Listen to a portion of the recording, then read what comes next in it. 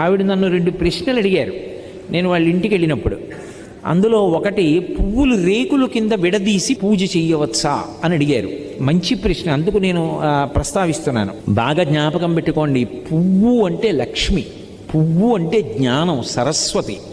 పువ్వు అంత కోమలమైనది, పువ్వంత పరిమళంతో కూడుకున్నది, పువ్వంత మంగళప్రదమైన వస్తువు లోకంలో లేదు. అందులో ఎర్రటి పువ్వు కానీ నేల మీద పడి ఉందనుకోండి, ఎవరైనా సరే దాన్ని తీసేయాలి ముందు, అది కింద ఉండకూడదు. ఎందుకో తెలుసా? ఎర్ర పువ్వు కింద పడి సువాసిని కానీ ఎవ్వరూ తొక్కకూడదు, సువాసిని ప్రత్యేకించి తొక్కకూడదు. ఎందుకంటే అది సౌభాగ్య వస్తువు ఎర్ర పువ్వు. అందుకని వెనక ఎవరైనా తొక్కుతారేమోనని వెంటనే తీసేసి ఏ చెట్టు మొదట్లోనో పెట్టేయాలి. అంత పరమ పవిత్రమైనటువంటి పువ్వులు పూజ చేయడానికి నీ దగ్గర సరిపోయినన్ని లేకపోతే